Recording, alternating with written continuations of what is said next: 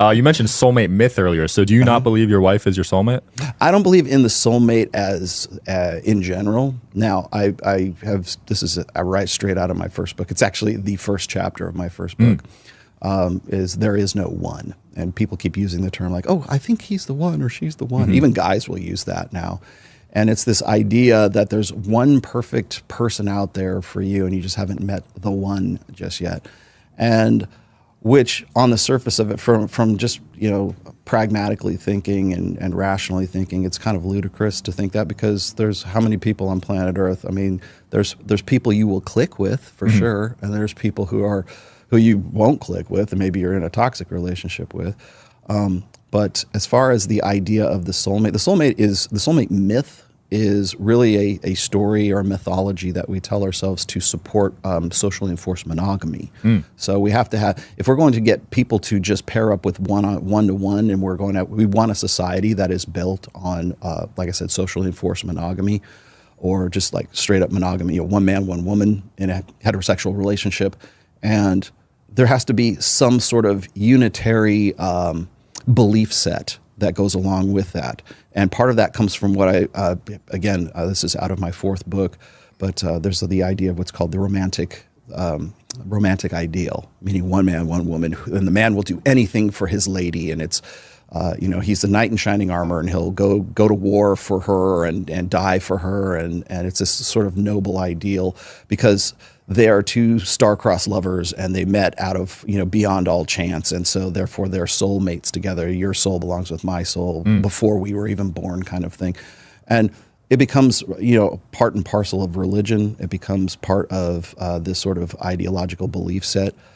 In the book, in my first book, I relate in the very beginning of that chapter of this experience I had where I was in college, and I was at a behavioral psychology classes, and the teacher asked, say, how many people believe in God? And like very few people actually believe. Most of them were atheists. And then they asked, how many people believe that there is a perfect person out there for them, that there's a one or a soulmate? And every damn hand went up, and I'm like, how can you believe in a soulmate but you don't believe in God? Because there's this endemic want for that to be true. And that was really what set me off on the soulmate myth and the fallacy of the one, which is there is no one. There are some good ones and there are some bad ones, but there is no just a one, right? And I was kind of like springboarding that off of what the old school pickup artists would call one-itis, right? So you catch feelings for one person, you think it's the one, she's the one, right? So she's the one I'm going to marry, she's the one I'm going to have a relationship with. So is my wife my soulmate?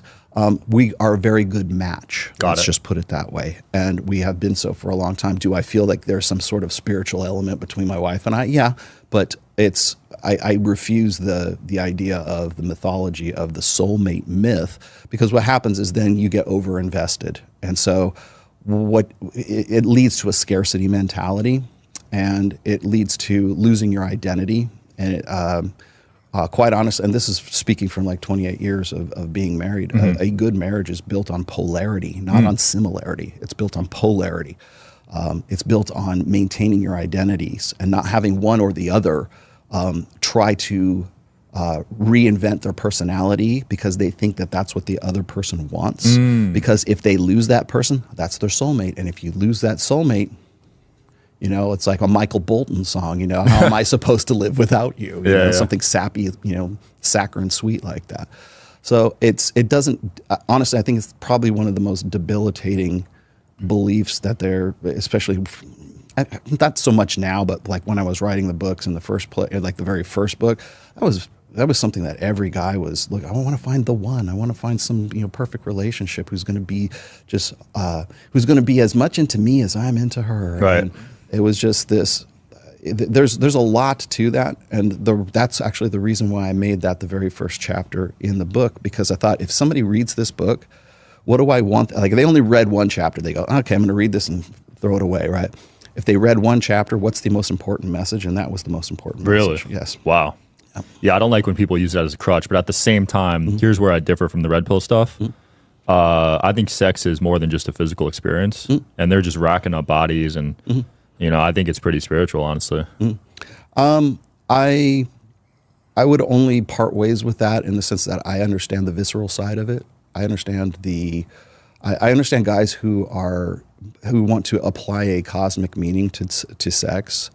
And usually it's guys who don't have a lot of experience. So that's another reason why I encourage, but I understand like the necessity for spinning plates and dating non-exclusively, because it gives you a better perspective on what actually, at least the physical act of what sex is, right? So whenever I'm talking to guys who have sort of a limited experience with sexuality, they always tend to sort of spiritualize, it doesn't even have to be that. It doesn't have to necessarily be religion. It could be meaningful sex, meaningless, meaningful.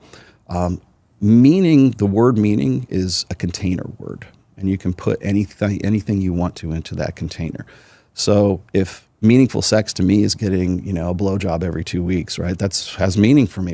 Who are you to tell me that that's not, right? Well, it's because we can contextualize that and put that into that container, and then we can use that as sort of our justification for anything else that we want.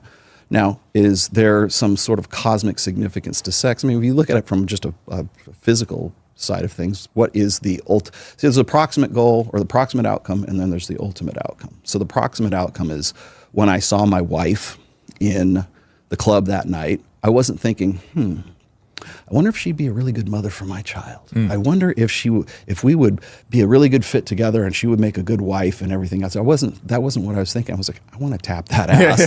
How do I tap that ass is what I was thinking, right? Because that was my proximate goal at that time, right? The ultimate goal, of course, or the ultimate outcome of all of that was I reproduce with her. I have a child with her who's a wonderful kid, who is married herself now as of last year, just celebrated her first anniversary. And we both are on the same page spiritually. We're both on the same page sort of like life plan wise. We're very compatible, but we're also respect each other's individual identities too. So the things that I want to do, like people always ask me this, they'll say like, Rollo, why aren't you married? Why are you hanging out with these Maxim models or these FHM models? Well, I'm sort of vicariously living a lifestyle that they think is in some way counterintuitive to what they would expect from, like, say, someone who's been married for 28 years. And the thing is that's how good a match I am with my wife, is that it's okay for me to be doing this. It's all right for me to be doing these things.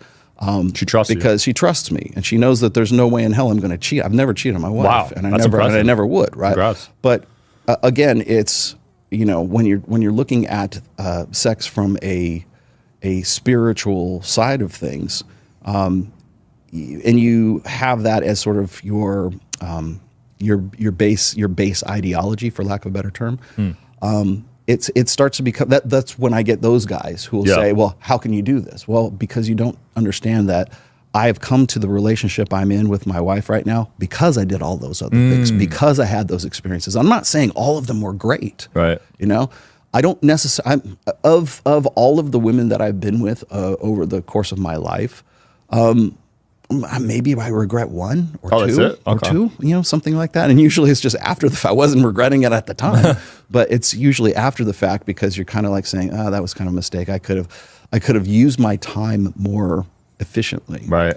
And especially when you get into your 50s, you look back and you go, how could I have done that better?